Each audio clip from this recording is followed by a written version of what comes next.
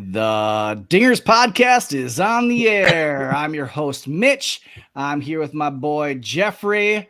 We're here to talk some Cubs baseball post All-Star break. The Cubs did drop 2 of 3 to the Red Sox in their first series. After the All-Star break, we got to watch Justin Steele pitch in the All-Star game, which was nice, but did not pitch so well yesterday in his outing, which we'll talk a little bit about that. But Cody Bellinger is hot.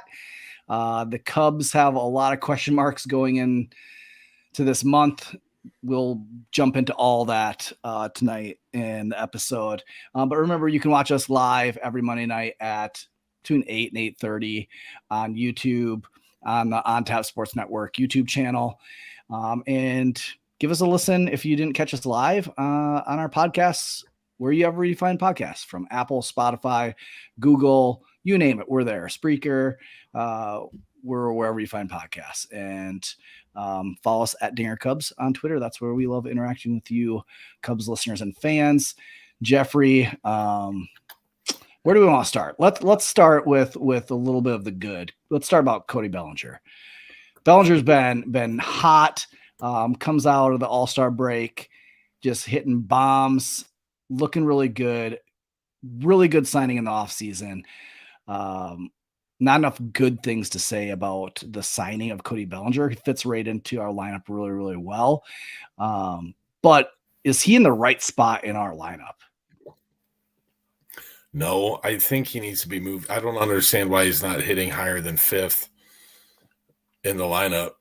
Because typically guys that bat 1 through 4, 1 through 3, typically can sometimes get an extra at bat every game, depending on how things kind of play out. I don't know. Me personally, it's the only offseason signing that I thought was questionable that has really panned out. And the sad thing is he may only be a Cub for like 3 more weeks. Yep. I mean, today he is batting in the 4 hole. But it's been like the last couple he's batting. I think one day he batted 8th, and you're like, what? Just some head scratchers. Like, why is he's the only guy that really has high slug, and he's not in the right position in our lineup? I don't understand why you're not piggybacking like Dansby Swanson and Bellinger when they're both in the lineup. Yeah, I mean, Dansby is hurt. We know that, but like there hasn't been a lot of times this season where we've had those two like up together. Maybe a little bit at the beginning of the season, but I mean, it is right now. It's tough when you look at this lineup. Like I heard Cody from CHGO go on a rant about Ian Happ, talking about Ian Happ should not be batting 3rd. And I agree. I agree with him. At the same time, who else would you bat there? Because this lineup is so poorly constructed. And at the beginning of the season, maybe we kind of saw how things could pan out. We saw Nico batting 1, Dansby batting 2, Happ batting 3, and you had Wisdom batting 4, and he was hitting really well at the beginning of the season. But now you have a big sample size, and you're seeing guys who you expected, like Happ, to be able to drive in runs, and that's not who he is.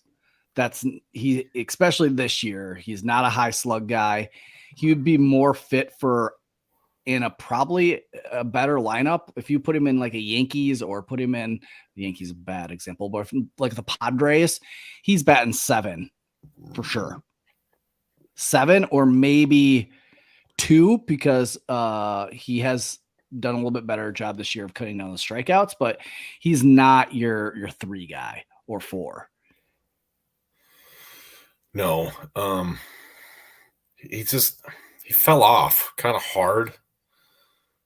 Like he kind of started pretty hot, and then it's been like no slug. I mean, he does draw some walks, and he does play superior defense, and he has thrown some guys out from left field, but he's not really helping at the plate. And when you bring up, like, who would you bat in that spot, just kind of sitting here thinking about it, maybe Amaya, but Amaya's not getting everyday reps. He's either Like and when he first got called up and he was DHing a lot, Amaya was batting like 4 or 5 quite a bit. But like that's where Bellinger is hot. You need to be batting him 4 or 5. He's our only guy in the lineup that can hit for power. And when you look at that's the sad thing. Oh yeah. When you look like today's lineup, Horner, Seiya, Ian, Bellinger, Gomes, Morale, Mancini, Amaya, Wisdom. Everybody is struggling at the plate but Bellinger. Yes, even Horner. Horner this weekend looked terrible, striking out quite a few times. And I know he got moved down the order. He's back tonight in the 1 hole. But it's everybody is struggling in their own way. Seiya's been struggling. I want Seiya. It should be a rule that he swings at the first pitch from now on. Like enough taking that pitch right down the middle or falling behind. Like it should be a rule that he has to swing at the first pitch wherever it's at. I don't really care if it's a swing and a miss. Yeah. Just make it like move the bat. Like even if it's like just a good practice swing. If the ball's in the dirt, just take a good practice cut. Oh yeah. Like what they say yesterday during the broadcast, like in his last 30 games, he's like hitting like 283, but he's got no slug because he's hitting everything like on the ground or hard line drives at somebody, long singles, some doubles. He's got no launch. Yeah. Well, that's because he gets put in bad counts because he always takes that first pitch strike and then he's already behind the count and then he's fighting back and battling rather than I don't know. So that making pitchers pitch to him. That's one where we need Seiya to find his slug, to find some power.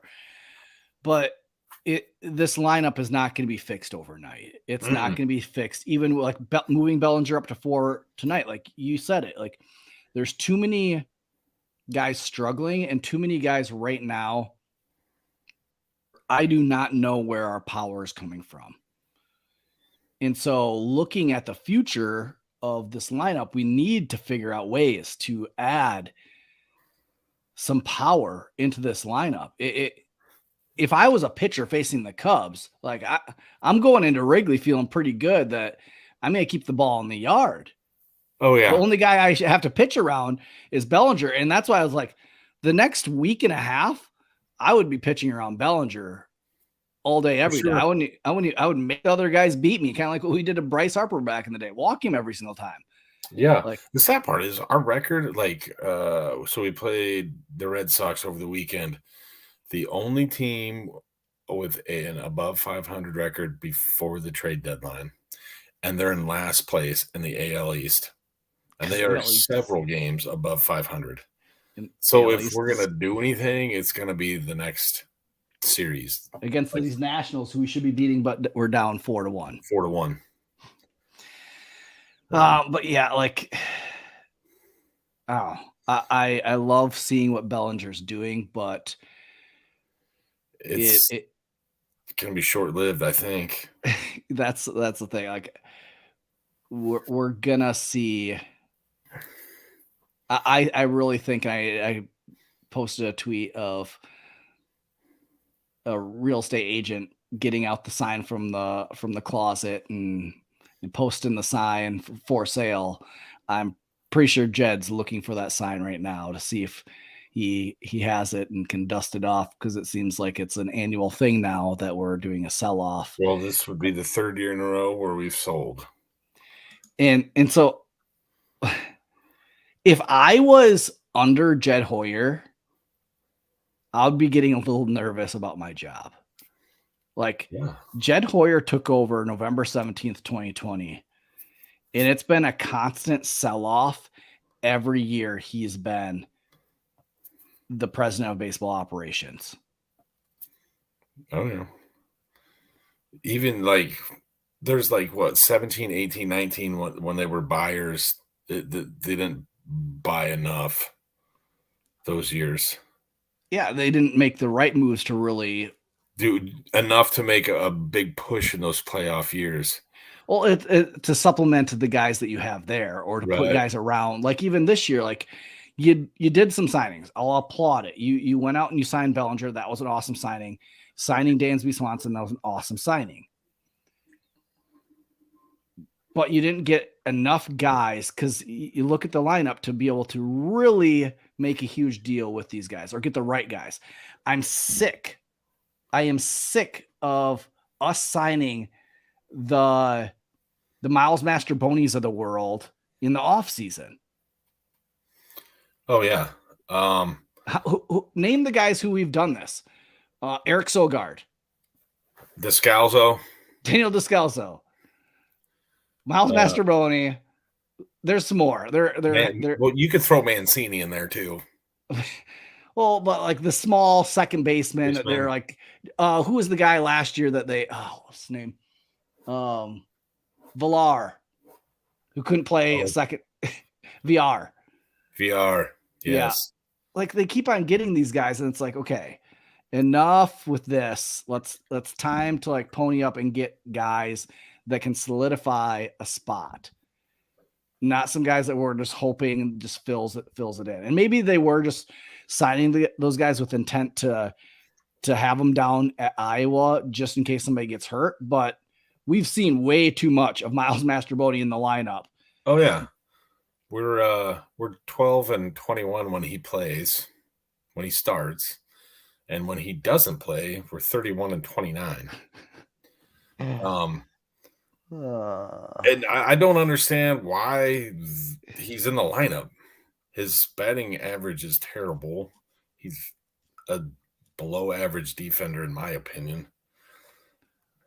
Yeah, he's not great. I mean, you have like, I know David Bodie does not occupy a 40-man roster spot currently right now, but like just cut ties with Miles Mastroboni and bring up David Bodie. He's at least raking a little bit down at Iowa. He's a familiar face. Like he's a guy I at least can cheer for. I think fans would love it. Like there's plenty of guys down at Iowa that are doing pretty decent down there. Right. Here in a few weeks, I think we're going to get plenty of Miles Mastroboni, Trey Mancini, and Tucker Barnhart. No. If you think it's tough to watch the Chicago Cubs right now, it's going to be real bad then. Oh my goodness. Those are guys that I can't cheer. I have a tough time cheering for, because they're not going to be long-term. No. And when I see him in the lineup, I'm like, are we throwing in the towel? Are we trying to earn a higher draft pick? What are we doing? But at the same time, we did have another great start out of Marcus Stroman. But post-game conference, did you listen to his post-game conference? I didn't listen to all of it, but I get the gist. And I don't know if he's trying to sweeten the Kool-Aid for us fans by saying that he wants to be here and wants to sign an extension, and he understands that they're probably not in a position to sign him while the trade deadline is happening. But if we trade him, the chances of him coming back in the offseason and signing a new contract are a lot slimmer. Yeah, I mean, he did say no matter what happens, I would hope that they would be in the mix in the offseason when it comes to my free agency.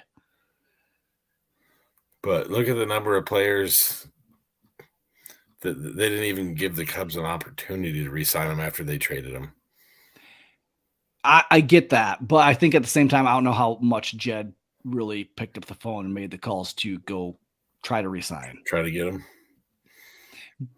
But I get what you're saying. It is very unlikely. It doesn't happen very often. You have a Aroldis Chapman that's done it. You haven't had a lot of guys that have re-signed. Look at the cornerstone to our championship season. Jason Hamill. Yeah, like John Lester. The Red Sox traded him to the A's, and he never went back there. Yep. But there has been reports today that there's a lot of teams that have checked in with him. The Blue Jays, so he could have a little reunion with the Blue Jays. They've kind of done some scouting, as well as Tampa Bay. There was another team. Well, I'll tell you this. If you extend him, I mean, that's probably going to cost you like what, 25 mil a year. So with the way our salary works out, I mean, you're only going to have like maybe 15 to 25 million to spend on other pieces next year if you extend Stroman and Bellinger. So there's a lot of math to work out. Yep. I did watch John Boy Media in their trade predictions, and Jake was talking about that Stroman would be a perfect fit with the Reds. That would absolutely kill me. Like if they, because we'd have to face him. We'd have to face him. It's not going to happen. I hope not. No, right? But then watch the Reds just go through and dominate. Like they're already like, I kind of like secretly am a little bit of a fan of the Reds. So fun to watch. Like they're fun to watch. And being a baseball fan, you're like, man, I want that. Sucked forever. But like, I want their excitement with the Cubs. I want their passion. I want Ellie De La Cruz on the Cubs. I want that. Yeah, we got nothing to be excited about right now. And we have Pete Crow Armstrong, which I don't know. I don't know. Like and that's the hard thing with where we're at, like with the trade deadline of trading either Stroman or Bellinger or the number of other people too. It did sound like that Stroman he feels like he's going to be traded. Yeah, well, at least he kind of recognizes it and not going to be a surprise for him. But no matter what happens in the offseason, they got to go get a third baseman that can slug. They need a third baseman. They need a first baseman. They need to pick a catcher, and they're going to need. Yeah. They'll have to replace center field. That's the thing with, and even Stroman said it, like you have two guys that are at the top of their game in Bellinger and Stroman. And if you trade both of them, you're going to have to replace that with talent. And do they have that in the minor league system? And can they do it through trade? And you can't. You can't do it. Like you're not going to replace a Marcus Stroman who has quality start after quality start. And you're not going to replace a Bellinger who can hit bombs and can go get it out in the outfield and play first base. Like you're not going to get it this year.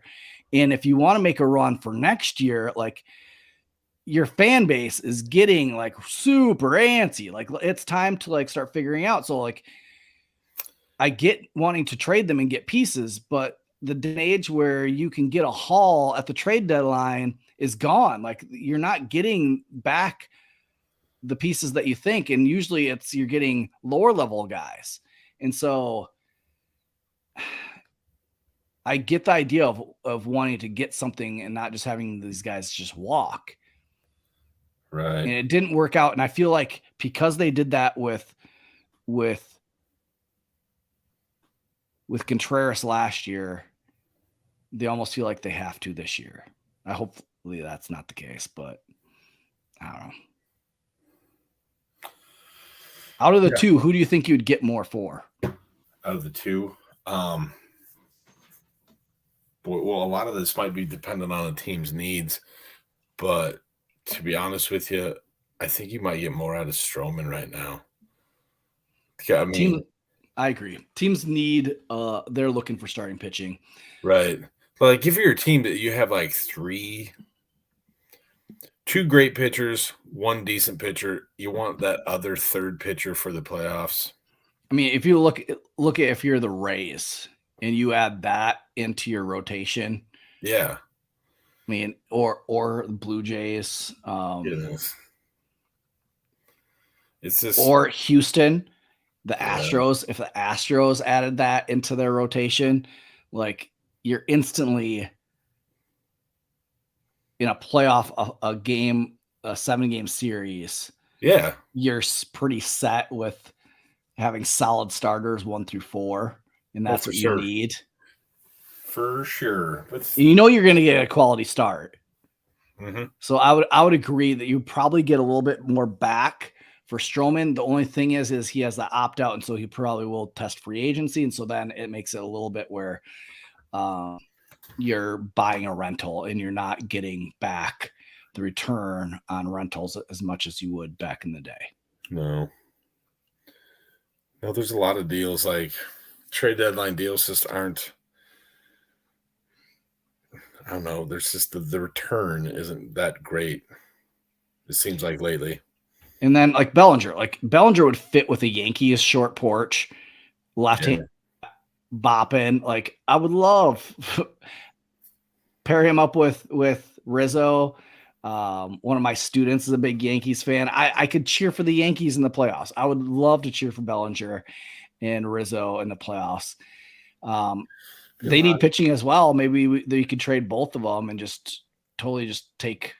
But I don't know what Yankees have. That's where probably next week we'll do a deep dive into partners, if depending on how these games go.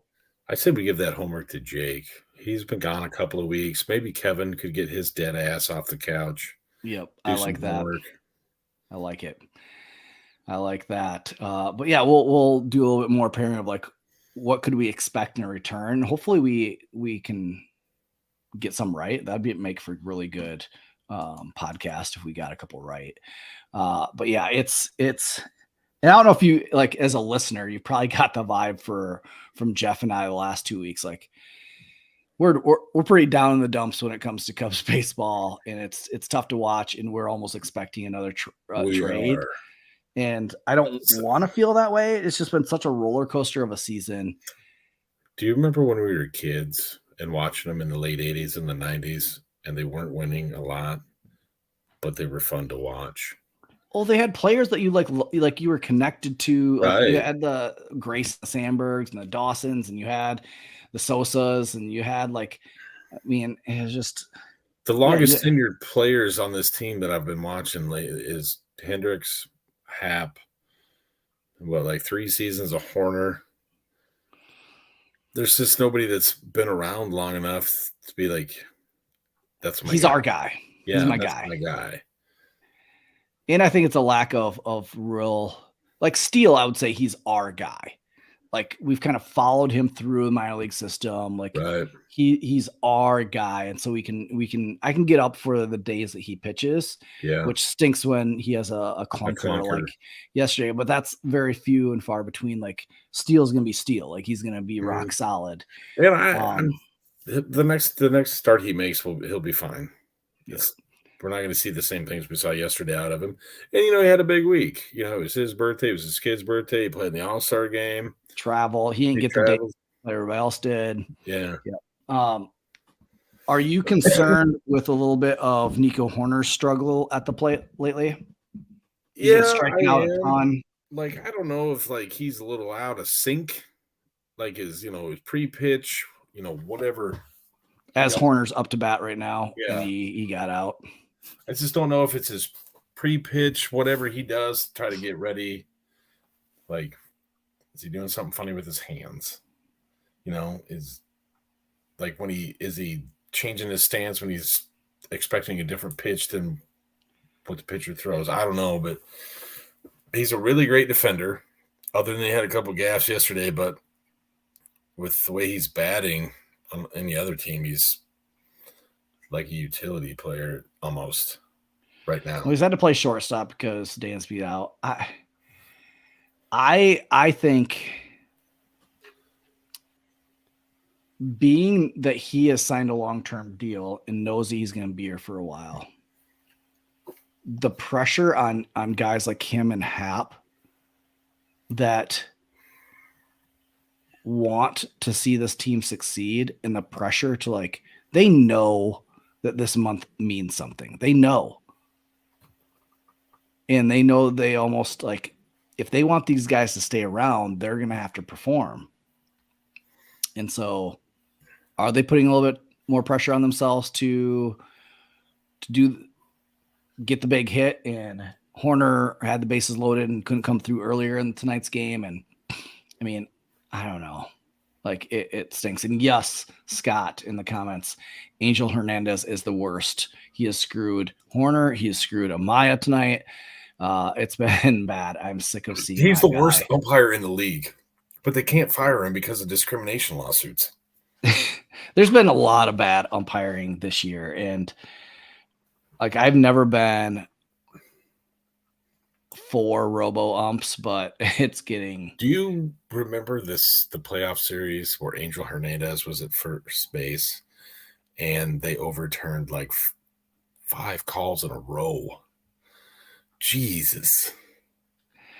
Yep, only Angel Hernandez. But yeah, so I am a little concerned with Horner, just the fact that like I think he's pressing a little bit. He needs to just go out there and play like the Nico Horner at the beginning of the year. Yeah. Those. There was like Cody couldn't find the ball, and Morale was beat feeding it to center field to try to find it. Yeah, sorry, we're recording on Monday night. The game's going on. It's behind me. I'm watching it. It's in the. I'm watching it that way. 6th inning. Cubs are down 4-1. It's tough. I had high hopes. I know we got down 2-1, but back in bottom of the second, we scored a run, and I thought, hey, we might make a rally. Yeah, I don't know. So that's where we're at. And we don't really have too much to say. It's just after the All-Star break. But these next 2 weeks are huge for the Cubs, and I think it's even more huge for the Cubs fan base. Yeah, like the Cubs we have fan the base easiest schedule in the NL for the rest of the year. And that's the thing. Like we have an easy schedule, especially like teams above 500 coming up. We have Nationals, the Cardinals, the White Sox, Cardinals, and then the Reds. If we don't go on a run here against teams that are below 500, then it's almost like we deserve to trade off again. Like, right. Not the fans, but the organization. Yeah. Like we've put ourselves in a situation where now we're doing that again and again. Yeah.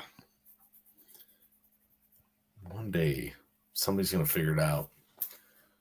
Like, I know everyone's going to be calling for David Ross, this job, but is it really David Ross? Well, that's like when we talked about earlier. Like, I think it's if I was working for the Cubs and I was under Jed Hoyer, I would be getting a little nervous. I would start looking for other jobs just because there's a good chance that Hoyer, like, he's been here since 2020. 12. Well, he's been here since 2012 or 2011. Yeah, and he's been October 26, 2011 is when him and Jason McLeod joined the Cubs. But he became the official president of baseball operations in November of 2020. And so he's been the guy in charge of everything. And in every year that he's been in charge, we've sold. Yeah. We haven't kept nothing. But and when he was with the Padres, all they did was sell. That's how he got Rizzo. So yeah, didn't he also trade all those guys to Boston? Yep. And then Boston traded them to the Dodgers. Yep. Jesus. So all three teams are probably still paying them. But no, I was trying in my head to think like the timeline of Theo coming. Was that 2010? Yeah. Yes. 2010. We won in 2016. That's 6 years. But everybody got really excited after the 2015 season. So it seemed like there was added pressure to do it in 2016. But we haven't really we haven't made a whole lot of noise since then. Yeah, so I don't want to see. I don't want to see trades, but at this point, that's what we have to, as podcasters, we have to look forward to, because it's a little bit of excitement. At least right. I have that week of looking forward to there's gonna be a little bit of excitement of who are we gonna get, and I can look up some players and do all that. But I don't know, it's been. I don't know if it's just that this is we've been a podcast for 4 years, and we've had to endure a trade deadline where we've sold all 4 years. And so I finally wanted one where we would like possibly be adding, and we're not getting it. And like, I'm getting frustrated, and I don't want to. We've always tried to stay a pretty positive podcast, and they're making it really hard on us. Really tough. Like, you wait all winter long for spring training to start, and you get excited, and you're all giddy like a kid, and then the next kind of start kind of hot. There's some excitement to be talking about, and then things just kind of dive off. But it goes back to like I think the off season we can mark up to being a success in 2 areas where we signed Dansby. He's a guy that we needed. We got one of the shortstops. He's somebody that I can trust being there for the long haul. Bellinger was a great signing. Even if we do trade him, that was a great signing because if things would have come together, he would have been a great guy that had power and slug in this lineup, and he's done awesome. Great pickup. Everywhere else, it's been a complete flop, and things haven't worked out. The construction of the team was not right. We didn't get anybody that could slug, and there was plenty of guys out there that we could have got. We didn't get the areas of need in our lineup and in the field, like a third baseman or first baseman. I know they tried, but Eric Hosmer was not the right guy. Trying to Mancini, I thought would do a lot better with his stick. Has not. No. And so I was wrong there. But we're at the point where, like, kind of like last year, like, I just want to see guys of the future. Like, I want to see Amaya in there catching. I want to see. You might as well, to be honest, because if we got to endure the rest of the season of watching Barnhart, Mancini, and Mastroboni play, it's going to be really hard. You might as well bring up the guys that are straight raking at AAA. Yep. It might be exciting. It might be worth watching. Yeah, I mean, I would love to see Mervis back up. I would love to see Slaughter up. I think he had another home run the other night. He did. 16. Number 16 on Sunday. Jeez. Like, he's been just killing it. Mm-hmm.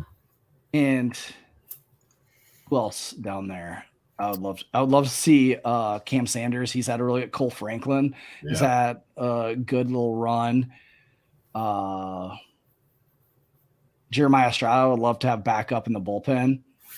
But like, the Iowa Cubs bullpen has been absolute lights out. Ryan Jensen has been a stud down there. Hayden Wesneski, I'd love to have him come back up. Well, I guess they're stretching him out. They are. And I know the CHGO guys said, I hope it's not because we're going to trade Stroman, but somebody's planning ahead. Someone's planning ahead. Just in case. So, yeah, I mean, I would love to see those guys. You know who, like, I was thinking about today is Nelson Velasquez. We brought him up for basically one game this year. He hit a grand slam that sparked us coming back in a game, and then we haven't heard from him since. No, not at all. I think he got in a pitch hit like a game or two after the grand slam, and then he got sent back down, and we have not seen him since. Yeah. Canario is back with Iowa Cubs off of injury. He's one that I love to follow. He did pretty well his first game back. We had a comment of where's Keegan Thompson. Keegan Thompson hasn't pitched in a really long time for the Iowa Cubs. 2.5 months. I think he got put on the injured list, I think, or he got sent down to the developmental in Arizona to work on some things. But he was pitching absolutely horrible for the Iowa Cubs anyway, getting rocked and couldn't find the strike zone. So that's one that's just tough to see. Like, it is, because he started the season so great in our bullpen in Chicago. And it's just about developing your own. Like, he's one that you kind of felt good about because he was a guy through the Cubs system that you finally saw to hit a home run. Yeah, Haps just hit a home run. God damn it. I don't even know who in the dinger picks tonight. It was Bellinger, Morale, Mancini. Nope, nobody picked in. God damn it. I'm still tied in first. From the right side of the plate, too. Yep. Are you kidding me? Which Jake, go follow Jake on Twitter, because Jake had a great tweet. When was it? Yesterday, about Hap batting from the right side, and is it time that Hap gives it up and just sticks with lefty? He said before the 22 season, I was a proponent of Hap giving up switch hitting. Went post on a 123 WRC plus against left-handed pitching. Good for a 305, 350, and 438 slash. But this season, not so much. And so that was last year. This year, he's back to struggling when it comes to the right side. So, yeah, I don't know. It's good that he got, maybe he can figure it out second half, kind of like he did last year towards the second half, figured out some things. Maybe that was the start of it. Usually with Hap, it only needs one, can flip it on. Right. But yeah, I don't know. Like I said at the beginning of the podcast, when you have Nico Horner in this lineup leading the team in RBIs, that's a problem. You need to have the guys in 3, 4, 5. And is it that Hap should be in a different spot? Yes. But who else are you going to put up there that should be able to drive in runs, especially here in a couple of weeks when we lose Bellinger? We will have nobody to drive in runs. Dude. And I know Cody CHGO said, put Horner at the 4 spot. If you're having Horner at the 4 spot, that is telling you that your lineup is garbage. Right. That your lineup is constructed horribly. I'll tell you what, I bet Mastrobuoni would bat really great in the 3rd or 4th spot, because then I think he thinks somebody would 3rd or 4th spot for the Pelicans. Yeah, the guy that's hit what does he hit 110, 120? Send him all the way down. Yeah. But yeah, so I just, like we said, the lineup's constructed horribly, even with Hap hitting a homer from the right side. Yeah, and what's bizarre is, how can we be $5 million away from having to pay a penalty on the luxury tax? And what are we, 43 and 49? Because the guys that we got didn't supplement well with the guys that we already currently had. And we needed to get Slug, and we didn't get Slug. And we have a whole bunch of guys that can't hit for power. No. Yeah. So I don't know. It's a struggle. I guarantee by next week we'll know a little bit more.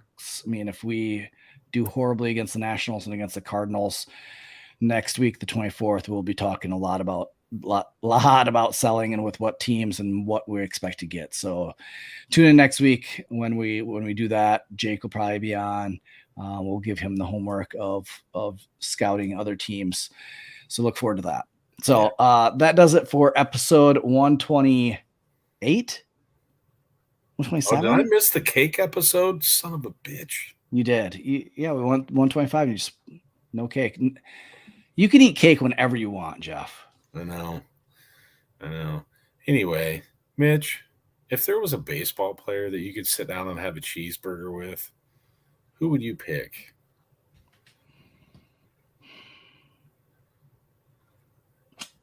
I think I would go Pete Rose, just because I think he would have some pretty good stories. I think so too. I mean, that guy was in baseball for a long time. And I mean, he would probably lay some dirt out there for on some guys. Oh yeah. He has nothing to lose. He's not getting the Hall of Fame anyway, so never getting in. So he'd just lay it all out there. Throw whoever you want under the bus. Me, I was kind of thinking about it, and I'm gonna go like either like a Ted Williams type person, or maybe even like Roger Maris or Mickey Mantle. I'm going old school. Okay. Yeah. Those guys. I like it. If I pick Mickey Mantle, there's a good chance we're going to get drunk and there's going to be a good story. Yeah. I can see you guys partying up. Oh, yeah. Doing something stupid on the road and Parking back a car alley at a gas somewhere. station, whatever. Yeah. I could see that. I would listen to that story the next day when you told it to me. All right. That does it for episode 127 or 28 of the Dingers podcast. Thanks for listening. Hang in there and go Cubs. Go Cubs, go.